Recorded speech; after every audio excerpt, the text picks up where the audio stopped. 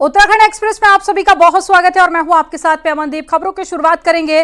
Pithoragarh Tanakpur all weather road आखिरकार खुल ही गई है। चंपावत और साथ ही पिथौरागढ़ की लाइफलाइन बीते 5 दिनों से पूरी तरह से बंद थी और 12 सितंबर को आई भारी बारिश के बाद में यह हाईवे 90% मौके पर बंद था, जिसकी वजह से लाखों की आबादी को खासी दिक्कतों का भी सामना करना पड़ा। फिलहाल एनएच से स्वाला के पास में जैसे तैसे गाड़ी जाने का रोड बनाया गया और लेकिन एनएच के अधिकारियों का कहना है कि जल्द ही परमानेंट ट्रीटमेंट भी शुरू कर दिया जाएगा। कुमाऊं कमिश्नर दीपक रावत ने भी स्वाला पहुंचकर हालात का जायजा लिया है और एनएच के अधिकारियों को जरूरी दिशा निर्देश भी दिए हैं।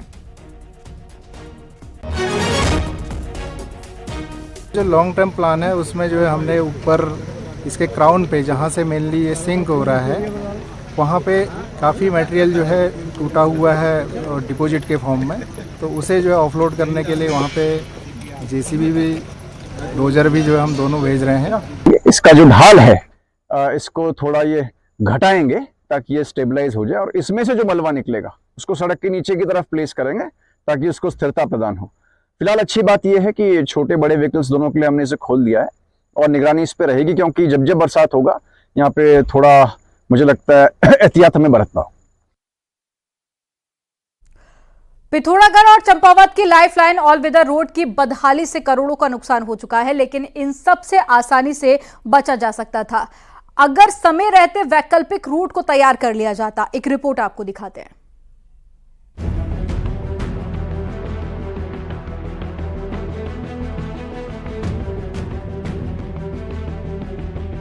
पिथौरागढ़ से टनकपुर तक का हाईवे रोड ऑल वेदर में तब्दील हो चुका है। 1600 करोड़ की लागत से बनी ऑल वेदर रोड लाखों की आबादी के लिए मुसीबत बन गई। अब हालात ये है कि चीन और नेपाल सीमा तक जाने वाले सैनिकों की भी राह इस रोड ने थाम कर रखी है। ऐसे में अधिकारी अगर दूर की सोच रखते हैं तो पिथौरागढ़ और साथ ही चंपावत के लोगों को ये दिन नहीं देखने पड़ते। असल में इन दोनों जिलों में आसानी से वैकल्पिक रोड बन सकती थी, जिस पर रत्ती भर भी काम नहीं हुआ। या तो मैंने मुख्यमंत्री जी के संज्ञान में बात भी डाली थी और ये उनके घोषणा में भी है, पर अफसोस ये है कि आज 2.5 साल व्यतीत हो चुके हैं, उस पर कोई कार्रवाई प्रदेश सरकार नहीं कर रही। हम चाहते हैं कि इस मोटर पुल को बनाया जाए और एक वैकल्पिक रास्ता पिथौरागढ़ में आने जाने के लिए खोला जाए। पिथौरागढ़ से रामेश्वर घाट के लिए रोड पहले ही बनी है, लेकिन रामगंगा में पुल नहीं बनने से वैकल्पिक रास्ता तैयार नहीं हो पाया। सालों से इस पुल को बनाने की मांग उठती रही, लेकिन धरातल में कुछ भी नहीं हुआ। वहीं कुछ ऐसा ही हाल चंपावत का भी है। स्वाला में हो रहे लैंडस्लाइड ने 12 सितंबर से लोगों को कैद किया है। धौन से लेकर ध्यूरी तक पहले ही रोड कटी है। ऐसे में अगर मात्र 4 किलोमीटर की रोड बनी होती तो स्वाला की दरकती पहाड़ी भी लोगों की राह नहीं रोक पाती, जिसमें कि रामगंगा नदी में एक पुल हमारा प्रस्तावित है और वो फिर आगे जाके दुबौला बैंड में बनेगा। तो भविष्य में यही हमारे राष्ट्रीय राजमार्ग का एक वैकल्पिक मार्ग होगा। इसमें हमारा जो है जो रामगंगा नदी पर पुल प्रस्तावित है उसका हमारा साइट सिलेक्शन और डीपीआर की स्टेज लगभग पूरी हो चुकी है। डिजाइन सेल को हमारा डीपीआर जा रही है। ऑल वेदर रोड की कटिंग के दौरान भी पिथौरागढ़ और साथ ही चंपावत के वैकल्पिक रास्तों को बनाने की कवायद शुरू हुई थी, लेकिन ये कवायद सालों से ठंडे बस्ते में पड़ी है। बॉर्डर के अहम हाईवे में लगातार हो रहा लैंडस्लाइड को देखते हुए अब जरूरी हो गया है कि वैकल्पिक रास्तों को तूफानी रफ्तार से बनाया जाए। न्यूज़ 18 के लिए पिथौरागढ़ से विजयवर्धन उप्रेती की रिपोर्ट। केदार यात्रा में मुख्य पड़ाव गौरीकुंड बाजार के पास में पहाड़ी दरक रही है और हल्की बारिश भी पहाड़ी से मलबा गिर रहा है। ऐसे में पहाड़ी की ट्रीटमेंट की मांग भी उठने लगी है। 31 जुलाई को आई आपदा के बाद से कई लैंडस्लाइड जोन एक्टिव हो गए हैं जहां से मलबा गिर रहा है। वहीं पर एनएच विभाग का कहना है कि सभी लैंडस्लाइड जोन का ट्रीटमेंट किया जा रहा है।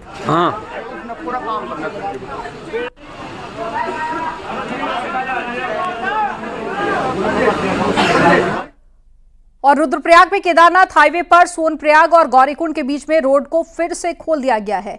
भूस्खलन की वजह से यहां पर प्रशासन ने पैदल आवाजाही को भी पूरी तरह से रोक दिया था, लेकिन दोपहर बाद फिर से आवाजाही शुरू कर दी गई। हालांकि सुरक्षाकर्मी मौके पर तैनात हैं और सुरक्षा के बीच में यात्रियों को आगे भेजा जा रहा है।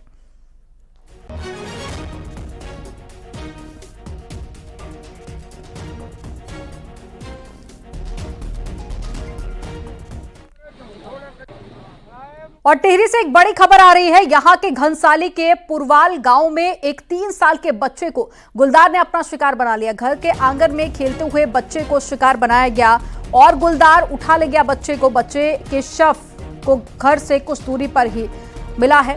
तो एक बड़ी खबर आपको बता रहे हैं, गुलदार एक बच्चे को ले गया, जिसके बाद में घर से कुछ ही दूरी पर बच्चे का शव मिला है।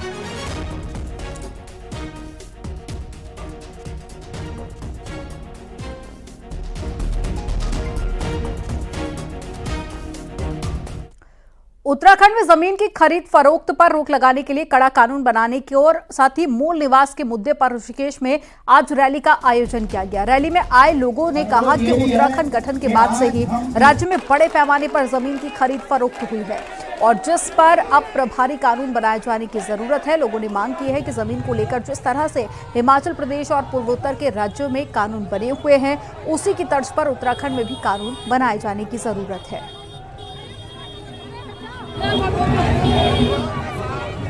भू कानून सरकार को मान लेना चाहिए। वैसे हमारे जो मुख्यमंत्री हैं उन्होंने पहले कह दिया भू कानून आएगा, तो प्रदेश के खुशहाली के लिए भू कानून जरूरी है और हम तन मन धन से भू कानून के पक्ष में हैं। टिहरी में चंबा ब्लॉक के जड़धार गांव के ग्रामीणों ने बैठक कर फैसला किया है कि वो अपनी जमीन बाहरी लोगों को नहीं बेचेंगे। ग्रामीणों ने ये भी शपथ ली है कि ना तो वो अपनी जमीन खुद बेचेंगे और ना ही किसी को बेचने देंगे। वहीं ये भी कहा गया कि पंचायत द्वारा लिए गए निर्णय के विरुद्ध यदि कोई जाएगा तो उसका भी किसी भी तरह का सहयोग नहीं किया जाएगा। कि हम अपनी पैतृक जमीन को किसी बाहरी व्यक्ति या संस्था को ना तो बेचेंगे नहीं बिकने देंगे, क्योंकि पैतृक जमीन हमारी आने वाली पीढ़ी का भविष्य है। और टिहरी के गनगर गांव में उस वक्त सनसनी फैल गई जब गुब्बारे से बंधा हुआ एक इलेक्ट्रॉनिक डिवाइस आसमान से खेत में गिरा, जिसके बाद में ग्रामीणों ने पुलिस को इसकी जानकारी दी। ग्रामीणों और पुलिस ने जब इसकी जानकारी जुटाई तो ये डिवाइस मौसम अपडेट से संबंधित था, जिसे पुलिस ने कब्जे में ले लिया। ग्रामीणों का कहना है कि आसमान में गुब्बारे के साथ ये बंधा हुआ था और जब पीछा किया गया तो कुछ दूरी पर गुब्बारा फट गया और ये डिवाइस खेत में गिर गया, जिस पर मेड इन कोरिया लिखा हुआ था, जिससे ग्रामीणों ने सुरक्षा की दृष्टि के चलते पुलिस और प्रशासन को इसकी जानकारी दी। आसमान से एक इलेक्ट्रॉनिक डिवाइस गिरा जो कि गुब्बारे से बंधा हुआ था और गुब्बारे के फूटने के बाद वो खेतों में गिरा, जिसे देख के कुछ देर तक लोगों में बड़ी सनसनी रही। फिर उसके बाद डिवाइस को लाया गया और हम लोगों के द्वारा उसे फिर गूगल पर सर्च किया गया तो वो वेदर के बारे में रिपोर्ट बता रहे थे कि वेदर संबंधी रिपोर्ट देता है, लेकिन उसमें कोरिया का नाम लिखा होने पर हम सुरक्षा कारणों से हमने इसे अपने शासन प्रशासन को जानकारी दी और शासन मुख्यमंत्री पुष्कर सिंह धामी रविवार को हरियाणा में चुनाव प्रचार पर थे और सीएम ने यहां पर रेवाड़ी, गुरुग्राम और साथ ही सोना में 3 जनसभाओं को संबोधित किया। सीएम ने कहा कि प्रधानमंत्री नरेंद्र मोदी के नेतृत्व में हरियाणा में नए कीर्तिमान स्थापित हुए हैं। सड़क, स्वास्थ्य, पेयजल, इंफ्रास्ट्रक्चर समेत हर क्षेत्र में हरियाणा आगे बढ़ा है। बेटी बचाओ बेटी पढ़ाओ का अभियान प्रधानमंत्री ने इसी धरती से शुरू किया था। सीएम ने कहा कि कांग्रेस की हुड्डा सरकार ने हरियाणा को लूटने का काम किया। कांग्रेस के समय में 3D का राज चलता था। 3D मतलब दरबारी, दामाद और डीलर। बिना पैसों के सरकारी नौकरियां नहीं मिलती थी। कांग्रेस के समय में हरियाणा में पर्ची और खर्ची सिस्टम चलता था। गुरुग्राम में पार्टी प्रत्याशी के समर्थन में आयोजित जनसभा में सीएम ने बीजेपी प्रत्याशियों के बहुमत के साथ ही विजय बनाने की लोगों से अपील। भाजपा की डबल इंजन की सरकार में और भ्रष्टाचार और परिवारवाद के मिशन वाली कांग्रेस की सरकार में आपको याद होगा जब यहां पर हुड्डा जी की सरकार हुआ करती थी, किस प्रकार से ये हरियाणा को उन्होंने अपनी बपोती एक परिवार में, दिल्ली के गांधी परिवार ने एक बपोती बना दिया था। सारे नियम कायदे कानूनों को ताक पर रखकर जमीनों की सौदाबाजी की जाती थी और 3D का राज चलता था। 3D की कहावत प्रचलित थी। 3D माने दरबारी, दामाद और डीलरों की, यानी कि 3D की सरकार चलती थी। इतना ही नहीं, सरकारी नौकरियां खुलेआम उनमें धांधली की जाती थी। बिना पैसे के सामान्य बेटे और बेटियों को, गरीब माता पिता के बेटे बेटियों को नौकरी नहीं मिलती थी भाइयों बहनों। उस समय हरियाणा में एक ही सिस्टम चलता था, पर्ची और खर्ची सिस्टम, आप सबको याद होगा। और प्रधानमंत्री मोदी ने मन की बात के 114वें एपिसोड में उत्तराखंड का जिक्र किया। उन्होंने बताया कि उत्तरकाशी के सीमावर्ती गांव झाला गांव को सुरक्षित रखने के लिए एक थैंक यू नेचर अभियान चलाया जा रहा है और गांव में रोजाना 2 घंटे साफ सफाई की जाती है और कूड़ा इकट्ठा कर सड़क के गड्ढों में भरा जाता है। उत्तराखंड के उत्तरकाशी में एक सीमावर्ती गांव है झाला। यहां के युवाओं ने अपने गांव को स्वच्छ रखने के लिए एक खास पहल शुरू की है। वे अपने गांव में धन्यवाद प्रकृति या कहें थैंक यू नेचर अभियान चला रहे हैं। इसके तहत गांव में रोजाना 2 घंटे सफाई की जाती है। गांव की गलियों में बिखरे हुए कूड़े को समेटकर उसे गांव के बाहर तय जगह पर डाला जाता है। इससे झाला गांव भी स्वच्छ हो रहा है और लोग जागरूक भी हो रहे हैं। आप सोचिए, अगर ऐसे ही हर गांव, हर गली, हर मोहल्ला अपने यहां ऐसा ही थैंक यू अभियान शुरू कर दें तो कितना बड़ा परिवर्तन आ सकता है। प्रधानमंत्री मोदी ने मन की बात के 114वें एपिसोड में उत्तराखंड का जिक्र किया, जिसके बाद में गांव के लोग बेहद खुश हैं। गांव के लोगों का कहना है कि मन की बात में गांव के जिक्र से उनका मनोबल बढ़ा है और लोगों का कहना है कि अब दूसरे गांव के लोग भी अपने गांव में इसी तरह से स्वच्छता अभियान चलाने के लिए प्रेरित होंगे।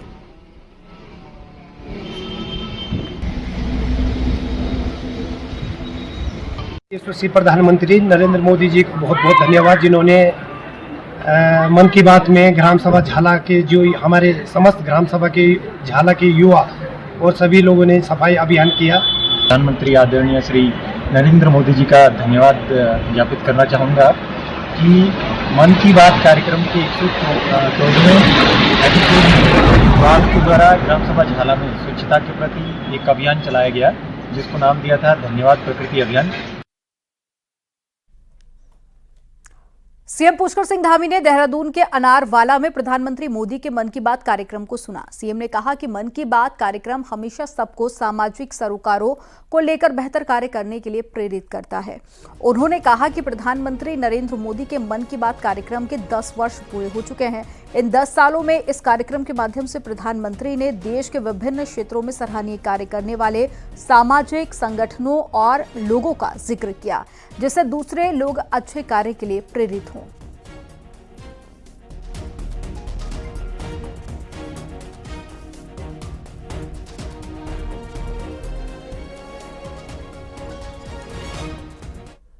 केदारनाथ विधानसभा उपचुनाव कौन जीतेगा, कौन हारेगा, ये तो चुनाव परिणाम के बाद ही स्पष्ट होगा, लेकिन उपचुनाव के बहाने केदारनाथ की तस्वीर जरूर बदलने वाली है।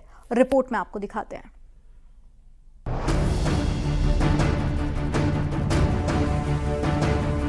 बीजेपी और कांग्रेस केदारनाथ विधानसभा उपचुनाव की तैयारियों में जुटे हुए हैं। बीजेपी सत्ता में है तो वह ऐसा कोई पॉइंट नहीं छोड़ना चाहती जिसे विपक्ष चुनाव में मुद्दा बना पाए। 6 अक्टूबर को खुद सीएम धामी और प्रदेश अध्यक्ष महेंद्र भट्ट केदारनाथ जाने वाले हैं, जहां पर अगस्त मुनि में एक बड़ी जनसभा का कार्यक्रम होना है।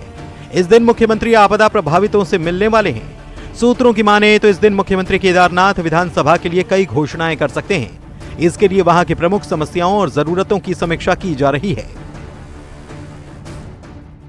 वैसे भी केदारनाथ क्षेत्र आपदा क्षेत्र रहा है और आपदा क्षेत्र में अनेकों समस्याएं रहती हैं और हमारा भी निर्णय अच्छा रहा कि हमने मंत्री को उस पूरे क्षेत्र में जो वहाँ की मूलभूत समस्याओं से समाधान के लिए चीज़ों को केंद्रित किया है। 6 तारीख को माननीय मुख्यमंत्री जी का अगस्त महीने के अंदर केदारनाथ विधानसभा के अंदर एक बड़ा कार्यक्रम हम लोग करने वाले हैं। केदारनाथ विधानसभा में 5 मंडल हैं और 5 मंडल में 5 मंत्रियों को जिम्मेदारी सौंपे जाने का भी पार्टी का यही मकसद है, ताकि वहां की छोटी छोटी समस्याएं पहले ही दूर कर ली जाएं। बीजेपी की पूरी रणनीति पर बारीकी से नजर रखे हुए कांग्रेस कहती है कि केदारनाथ में पूरी सरकार भी अगर चली जाए तो लोगों ने जो मन बनाया है बीजेपी उसे बदल नहीं पाएगी। देखिए, पूरी भारतीय जनता पार्टी, मुख्यमंत्री समेत उनका पूरा मंत्रिमंडल, उनके पूरे दायित्वधारी और जितने जितने नए सदस्य वो बना रहे हैं, सारी भाजपा चली जाए केदारनाथ में। केदारनाथ में जीतने वाले नहीं है। केदारनाथ की जनता इनकी मंशा समझ चुकी है। ऐसा पहली बार होगा जब मंत्री विधानसभा तो दूर विधानसभा के एक एक क्षेत्र में विशेष रूप से डेरा डाल रहे हैं। इससे सियासी फायदा तो जो भी हो, लेकिन केदारनाथ विधानसभा क्षेत्र के लिए ये सुनहरा मौका है। जिन छोटी छोटी समस्याओं के लिए उन्हें दफ्तर दफ्तर भटकना पड़ता था, अब सरकार खुद घर पर आकर पूछ रही है, आप बताओ आपकी समस्या है क्या। न्यूज़ 18 के लिए देहरादून से सुनील नवप्रभात की रिपोर्ट।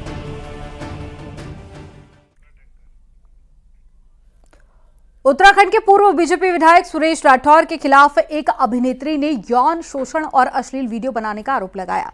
आरोप है कि बीजेपी के पूर्व विधायक ने यौन शोषण किया, इस दौरान अश्लील वीडियो बना लिया और अब वीडियो वायरल करने की धमकी देकर कई अधिकारियों के साथ सोने के लिए मजबूर किया जा रहा है।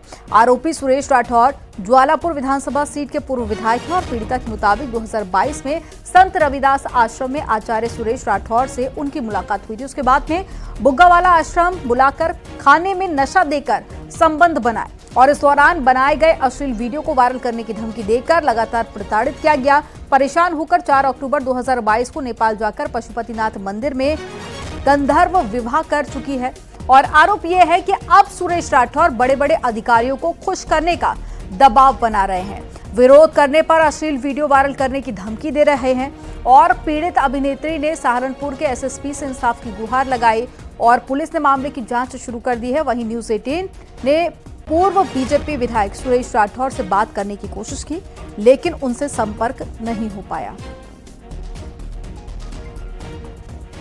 देखिए, मैं पिछले लगभग 2.5 साल से रविदास आचार्य सुरेश राठौर जी के साथ एक धर्मपत्नी के रूप में रह रही हूँ। नेपाल में उन्होंने मेरे साथ शादी की थी, गंधर्व विवाह किया था और लगातार आ रहे थे जा रहे थे। अभी कुछ 2-3 महीने पहले मेरा एक वीडियो भी वायरल हुआ था जिसमें वो कंघा कर रहे हैं मेरे बालों में। बहुत ज्यादा चर्चाओं का विषय बना वो राजनीतिक गलियारों का। और अभी लगभग 8-10 दिन पहले एक मेरा वीडियो वायरल किया उनकी पत्नी ने, उनके धर्मपत्नी ने, जिसमें मैं ई रिक्शा में जा रही हूँ और उनके बोल रही हूँ कि मेरी गाड़ी छीन ली गई। मेरा ऐसा कभी भी उनकी छवि धूमिल करने का उद्देश्य नहीं था। वो मैंने उनको व्यक्तिगत रूप से भेजा था, लेकिन अब वो सिरे से नकार रहे हैं और मेरे ऊपर उन्होंने एक ब्लैकमेलिंग का केस कर दिया है। उत्तराखंड में अब जो भी हाइड्रो पावर प्रोजेक्ट लगेगा उसमें मौसम के लिहाज से अर्ली वार्निंग सिस्टम और साथ ही प्रोजेक्ट के डिजाइन में बड़ा बदलाव किया जाएगा। पिछले कुछ सालों में हुए हादसे के बाद ये सबक लिया गया है। इसी से जुड़ी एक रिपोर्ट देखिए।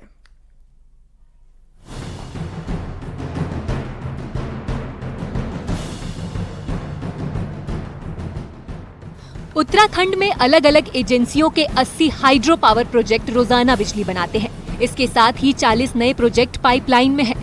राज्य के पास उत्तराखंड जल विद्युत निगम यानी UJVNL है, जिनके खुद के प्रोजेक्ट भी चल रहे हैं और साथ ही ये बाकी प्रोजेक्ट के लिए नोडल एजेंसी का भी काम करता है। पिछले कुछ सालों में उत्तराखंड में बारिश का पैटर्न बदला है और तेज बारिश से नदियों में बेतहाशा पानी बढ़ा है, जिसकी वजह से हाइड्रो पावर प्रोजेक्ट्स को नुकसान हुआ है। 3 साल पहले 2021 में जोशीमठ के रेडी तपोवन इलाके में ग्लेशियर टूटने से ऋषि गंगा में निर्माणाधीन हाइड्रो प्रोजेक्ट तबाह हुआ था। साथ ही प्रोजेक्ट में मलबा घुसने से कई लोग दब गए थे। UJVNL का कहना है कि नई परियोजनाओं के निर्माण से पहले उनके डिजाइन में glacier lake outburst flood पर काम किया जाएगा, ताकि पानी के वेग को काबू में किया जा सके। साथ ही मौसम की सटीक जानकारी के लिए अर्ली वेदर सिस्टम भी इंस्टॉल किए जाएंगे। अब ग्लेशियर लेक आउटबर्स्ट फ्लड को भी जोड़ लिया गया है डिजाइन फ्लड में। तो रेनफॉल की वजह से जो फ्लड होगा और ग्लेशियर लेक अगर कोई है और वो टूट जाता है, उसकी वजह से जो फ्लड होगा, वो दोनों फ्लड को सम्मिलित करके डिजाइन अब हमारे डैम्स और बैराजेस का किया जाए। ये भी तंत्र लगाना आवश्यक कर दिया गया है। अर्ली वार्निंग सिस्टम, अगर कहीं भी अप्रत्याशित फ्लड आने की संभावना होती है तो जो स्थानीय क्षेत्र है वहां पे पहले ही अलार्म बजा के बता दिया जाता है। दरअसल मौसम के पैटर्न में बदलाव का असर सिर्फ उत्तराखंड ही नहीं बल्कि हिमालय राज्यों में भी दिखा है। पूर्वोत्तर राज्यों के साथ ही हिमाचल प्रदेश में सैकड़ों पावर प्रोजेक्ट चल रहे हैं। उत्तराखंड के गंगा और यमुना बेसिन को हाइड्रो पावर प्रोजेक्ट लगाने के लिए मुफीद माना गया है, लेकिन नदियों के बदलते नेचर ने जानकारों को नई तकनीक और तरीके खोजने पर मजबूर किया है। सतेंद्र बर्तवाल, न्यूज़ 18, देहरादून। और चलिए अब आपको दिखाते हैं पहाड़ टॉप 10। ऋषिकेश में मुनि की रहती पुलिस ने चेकिंग के दौरान एक ढाबा मालिक को बिना लाइसेंस लोगों को शराब परोसते पकड़ा। पुलिस ने आरोपी को मौके से गिरफ्तार कर लिया। रुड़की के भगवानपुर इलाके में पुलिस ने नशा तस्कर को गिरफ्तार किया, जिसके पास से 275 ग्राम चरस बरामद की गई। नैनीताल में एक वीडियो वायरल हो रहा है जिसमें कुछ लोग रजा क्लब के पास स्कूल में नशा करते हुए साफ देखे जा रहे हैं। रामनगर में महिलाओं के खिलाफ बढ़ते अपराधों के खिलाफ महिलाओं ने प्रदर्शन किया, साथ ही महिलाओं को सुरक्षा देने की मांग की गई। टिहरी में पुलिस ने सत्यापन को लेकर लोगों को जागरूक किया। बाजारों में अनाउंसमेंट कर मकान मालिकों, दुकानदारों, होटल मालिकों को वेरिफिकेशन कराने के लिए कहा गया। कांग्रेस ने उत्तराखंड सरकार के सख्त भूमि कानून बनाने के दावे पर सवाल उठाए हैं। कांग्रेस का कहना है कि सरकार लोगों के इस मुद्दे पर बहला रही है। कोटद्वार के यशोधरपुर इलाके में शराब के ठेके का विरोध चौथे दिन भी जारी रहा। बड़ी संख्या में महिलाओं ने आबकारी विभाग और प्रशासन के खिलाफ नारेबाजी की। हरिद्वार में उत्तराखंड पुलिस की अंतर जनपदीय हॉकी प्रतियोगिता की शुरुआत की गई। हॉकी प्रतियोगिता में प्रदेश भर की कुल 14 टीमें हिस्सा ले रही हैं। टिहरी में देवभूमि ITFU ताइक्वांडो एसोसिएशन की ओर से ग्रेडिंग टेस्ट आयोजित किया गया। कंपटीशन में बच्चों ने अपनी प्रतिभा का प्रदर्शन किया। अल्मोड़ा में दशहरा समिति की बैठक हुई, जिसमें तय किया गया कि अगर प्रशासन ने दशहरे के कार्यक्रम के लिए स्थान का चयन नहीं किया तो सांस्कृतिक कार्यक्रम स्थगित किए जाएंगे। और बागेश्वर के कपकोट में एक शख्स के तमंचे से हवाई फायरिंग करने का वीडियो वायरल हो रहा है। इस शख्स को कपकोट के लाथी इलाके का BDC मेंबर बताया जा रहा है। वीडियो वायरल होने के बाद में पुलिस मामले की जांच पड़ताल कर रही है। हालांकि न्यूज़ 18 इस बात की पुष्टि नहीं करता कि वीडियो कपकोट का ही है।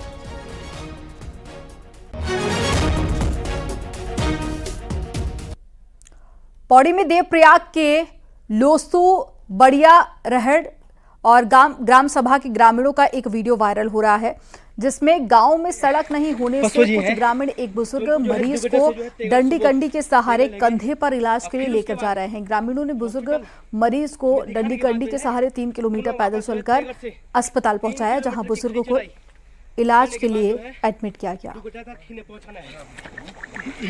परेशानियां आज जो है हम मॉनसून के सीजन में इन दिनों सांप निकलना आम बात हो गई है और देहरादून के सिंगली गांव में एक घर में 12 फीट लंबा किंग कोबरा घुस गया। मौके पर पहुंची वन विभाग की टीम ने कोबरे को बाहर निकाला और फिर उसे जंगल में छोड़ दिया।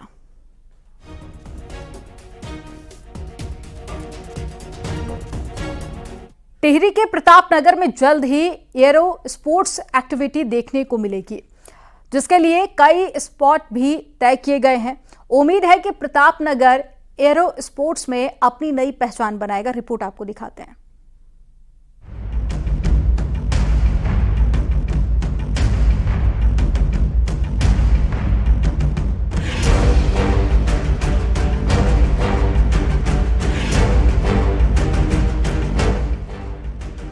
टिहरी में वाटर एडवेंचर स्पोर्ट्स के साथ ही एरो स्पोर्ट्स एक्टिविटी को बढ़ावा दिया जा रहा है, जिसके लिए झील से सटे प्रतापनगर की पहाड़ियों में कई ऐसे स्पॉट हैं जो फ्लाइंग के लिए एक्यूरेट हैं, जिसे पर्यटन विभाग ने फ्लाइंग के लिए टेक ऑफ और लैंडिंग स्पॉट्स के लिए चयन किया है।